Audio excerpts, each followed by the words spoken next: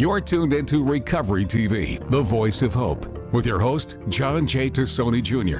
Discussions and information on addiction and mental health issues. Here's your host with today's guest. Welcome to another edition of Recovery TV, and I'm your host, John Tassoni. Narcan, please get it. You can get it at the pharmacies, you can get it at URI. This product here, ladies and gentlemen, saves lives. It saves lives. Well, my guest today is Felicity Dyer from CCA in Woonsocket, and we're going to talk a little bit about that organization and what they do in the great city of Woonsocket. Yeah. Felicity, welcome, and thank you for joining us today. Thank you for having me. So tell us a little bit about CCA. Yeah. And that is Community Care Alliance. Community Care Alliance, exactly. So we are mostly based out of Woonsocket, and we are a social service agency, but we do anything across the lifespan, really, for helping people with their basic needs, accessing care, and especially behavioral health support and mental health support for anyone that needs it, and that includes substance use treatment and even Narcan. We do distributions out in our area of all of Northern Rhode Island. So how long have you been at CCA? I will be coming up on 2 years in January, so just getting into it. And why? Why did you get into this field? Because this field doesn't pay well.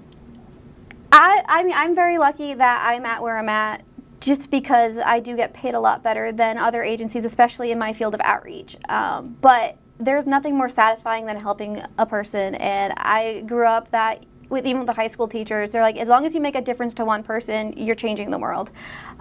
So the last 2 years, I've loved it. I wake up every day happy and ready to go to work. Even this morning, I'm like, let's go. We're going to have a great day.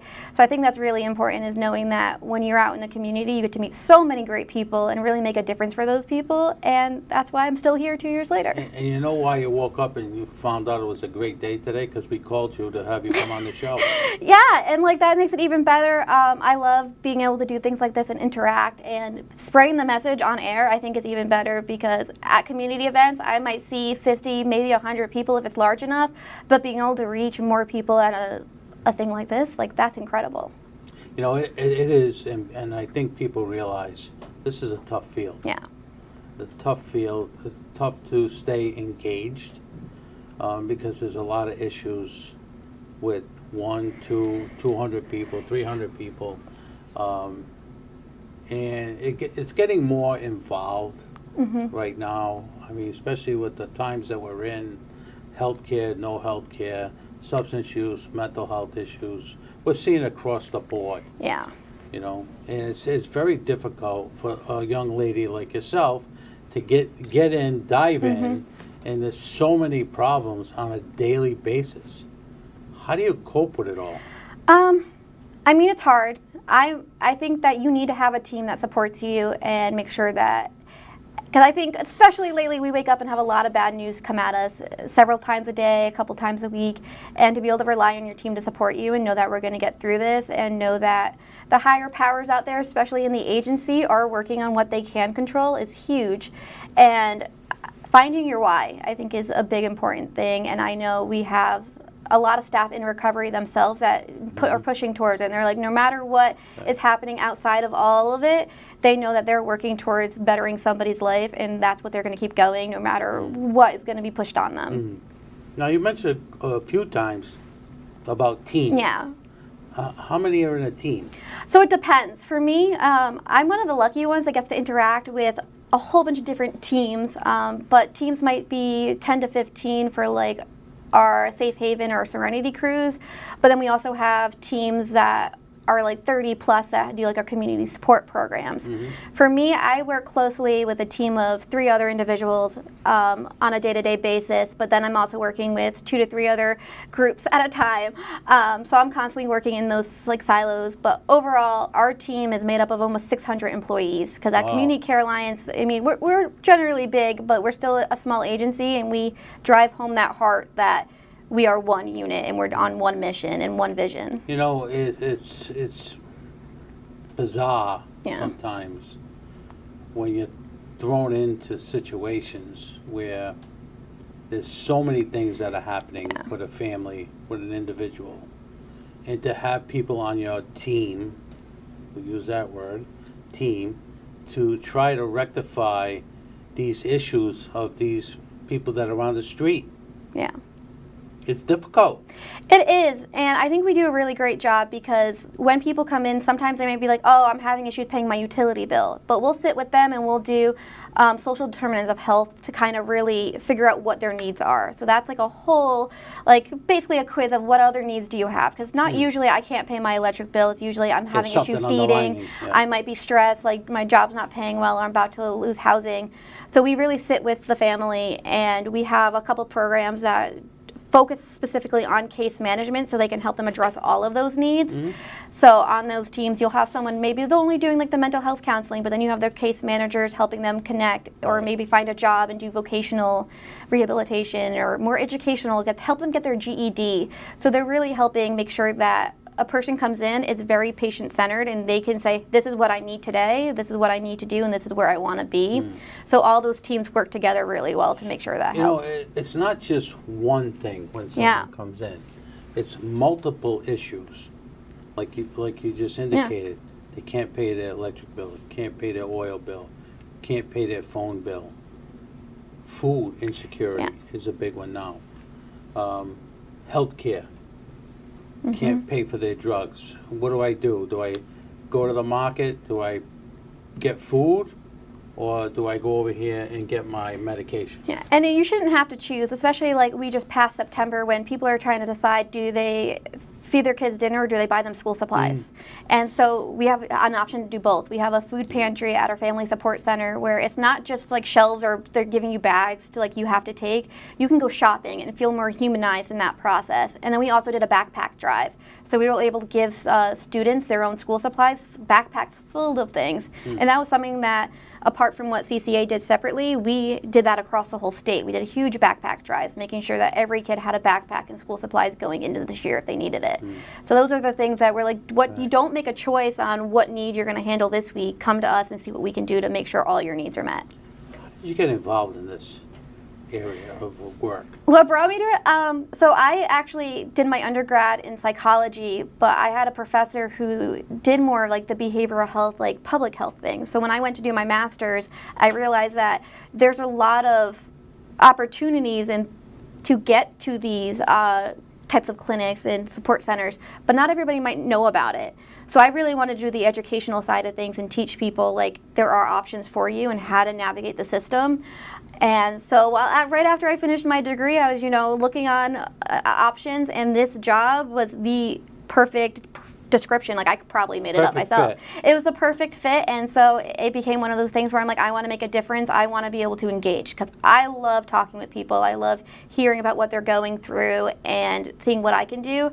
But I didn't want to sit down with them and be a case manager. I wanted to be able to do more of the macro work. So with that, I found this position, and every day I get to grow it a little more and more, and it's becoming this bigger and bigger thing. What do you see in the future for CCA? I mean, years ago when I first came on board doing this type of work, it was very quiet. Nobody wanted to say anything. But now it's just starting to explode. Yeah. So I think I have a lot of big plans. I've been told, like, you can't save the world overnight. And then I'm like, but can we? Like, what can we do? So I think overall with CCA, like, I've asked that question, even the executive team, like, where are we going? Like, what can we do? And I think it's just continuing to grow what we have, continuing to educate the public, and add more programs where we see fit. I run a community advisory board, so we get to hear from the public exactly what they see and what they need. And so we're able to see that and take that and even add more programs on. So that's where we're at right now, and like where I'm growing with it is adding more programs or more groups that they see that they need. So on my end, that's at least what I'm doing, but I'm hoping that CCA continues to grow because they do fabulous work and we can go really far. I want to talk more about that when we come back because we have to go to break so I can pay the bills. You're watching Recovery TV, and I'm your host, Sean Tassoni. We'll be right back after these messages. And now back to Recovery TV with your host, John J. Tassoni Jr. Recovery TV is made possible by our supporting sponsors and our title sponsor, Kodak. Now, here's John and today's guest. Welcome back to Recovery TV, and I'm your host, Sean Tassoni. CCA, Community Care Alliance, is in the house, and my guest, Felicity Dyer, is what's your title? Community Behavioral Health Liaison. That's a lot of It's words a lot to of put in a words. little sentence, but You know, I wanted to talk a little bit about doing outreach. Yeah. It's a very difficult job when you go into the communities and you're trying to help people. Some that want it and some that don't. The ones that don't want help, want to do their own thing, think they can get to where they need to be, but obviously that's not the truth. Yeah.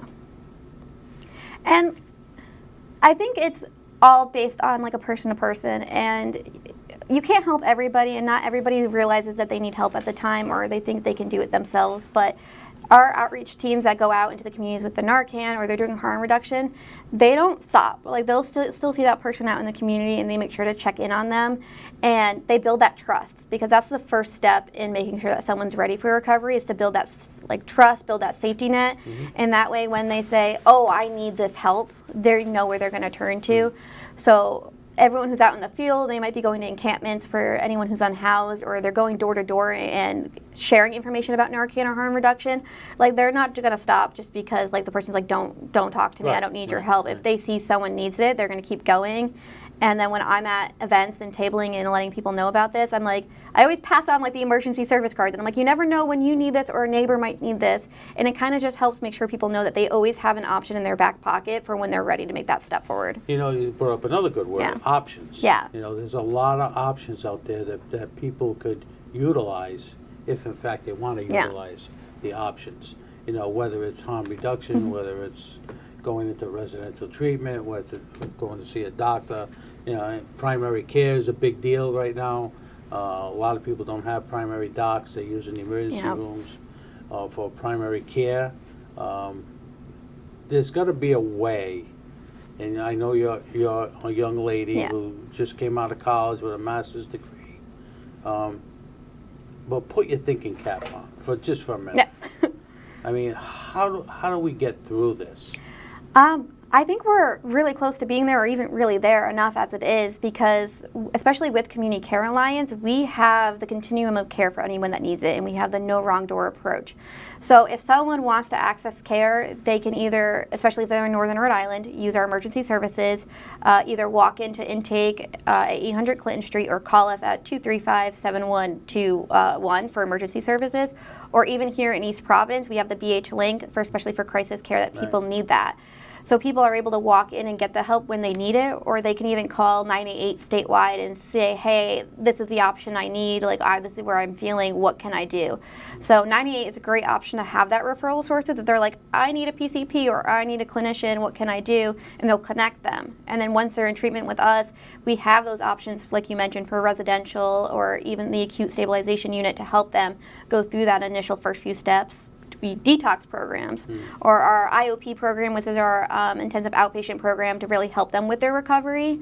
And it's, again, no wrong door. If someone comes in and they realize they need a different level of care, we're not just going to say, okay, see you later. We're going to help them get to that spot. So I think as a state, especially with the foundation and starting of the CCBHCs that started last year, we've really made sure that when you walk into any of our offices, you're not going to be turned away or told, no, this isn't for you. We're going to find out what you need and really work with you to get that served. You know, that's the key to the safe.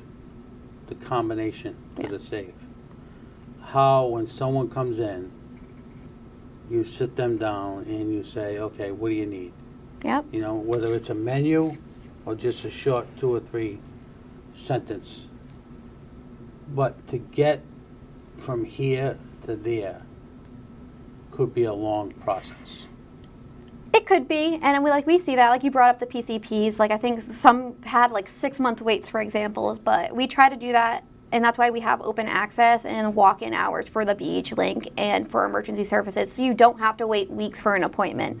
So it does help. Like, you could decide right now and be like, I need treatment, and you have an option. You don't then have to call somebody up and be like, hey, I would like an appointment to get talking about my substance use care. When can I go? And they're like, okay, we'll see you in next February. You could very well not be here next February if you have to wait that long, or it could get worse. And so being able to come in and to any of our open access or any of these services that say, I can call right now 24/7, you get access to these treatments when you need it, and within like 2 weeks. You have to go through a lot of application processes and interviews, but you're going to be matched with an agency, or even our IOP program, you could start the same day. The person who runs it, like, yep, you can do your interview, what you need from us, what we can do to serve you, and you can start that day with appointments. I've been trying to advocate with the General Assembly to have 4 BH links, one in each quadrant of the state, because it would take a lot of heat off the emergency rooms if people can just drive. But now we have the issue of the bridge, and no one wants to drive over the bridge to go to the BH link. They just as soon go to Fatima, Rhode Island, Miriam, or Woonsocket Hospital. So that has to be kind of, we're going to have a sit down, put everybody in the room and try to figure this out, because it's not going to get any better, especially with the federal government, what they want to do with the healthcare issue. And then we're going to have people scrambling and getting sicker and sicker and sicker because they can't get to a PHP. Yeah. And that's what we need, and I totally agree with you. We need more of those, and I've heard the discussions of having those, even at least one down in South County has been like the one I hear is like the first step. But especially in Northern Rhode Island, we're isolated from a lot of things, and like we're very lucky to have Landmark in Woonsocket to be able to be a hospital. But even people out in Burrillville, they have to drive how far to even go to a PCP appointment. So to be able to have options to where you can go for care is really important, and I think that was a step that CCBHC's tried to make, is by saying that mobile clinicians and like the crises that we have, we could go out to Burrillville, and we do respond in like less than 2 hours when people are having a crisis. But if someone needs to go to a BH Link, they aren't going to come from Burrillville to East Providence. It's just the reality. So can't even take a bus now. They cut the bus routes. They cut the bus routes, and even from Providence to go to Woonsocket back and forth has been majorly cut, or just on weekends. So when people need help, we're trying to figure out how they can get that instantly. Yeah, we got to take another break. Yeah. You're watching Recovery TV, and I'm your host, John Tassoni. CCA is in the house. We'll be right back after these messages. And now back to Recovery TV with your host, John J. Tassoni Jr. Recovery TV is made possible by our supporting sponsors and our title sponsor, Kodak. Now, here's John and today's guest. Welcome back to Recovery TV, and I'm your host, John Tassoni. CCA is in the house, and Felicity Dyer is here, my guest. She's been with CCA for a couple of years now. She does the outreach programs. Let's talk about a little bit about 988. Absolutely. So for those of you listening that might not know about 988, it is a lifeline for anyone who needs help. It doesn't even need to be a crisis. It could also be a warm line for someone who needs a little bit of more conversation. And you can text, call, or even chat online with 988 24/7. And they're phenomenal. They're also right in East Providence at our BH Link, and they can call and help connect you to the BH Link services if that's what you need, or even connect you at CCA. That's one of the awesome things. We work very in tandem with everybody. But unfortunately, going into next year, we're very worried about 988 and its funding sources. You are. I'm not. You're not? No, we'll be working hard with the General Assembly to get 988 funded. I know this year the funding ends. Yep. But there's multitude of different things that we can do.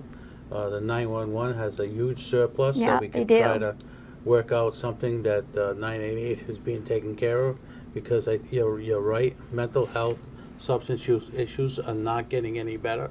They're progressively getting worse. The overdose deaths are down. The overdoses are up. Yeah. This little package right here saves a lot of lives. Amazingly. A lot of lives. And I want to thank you for you coming out of school and becoming a director. Are you a director? I'm not. It's in my future, I see it, but not yet. Well, I'll see if I can call the powers to be. But for someone to come out of school and enter this field, it's very difficult, because you have debt from going to school. We don't have a lot of funding that helps us pay off the debt, and there's a lot of problems. A lot of problems that's going to progressively get worse. So I want to thank you. I want to thank CCA for allowing you to come on today. You've done a fabulous job here. Thank you so much. Explaining everything. So again, thank you so much. And I want to let my viewers know next week, Tri-County Dental Health for Children will be here. We'll be talking about that. And then right after this, coming up next is Kodak Live, a fully integrated approach to care. So thank you very much for watching. been my pleasure to serve the people of Rhode Island. We'll see you next week.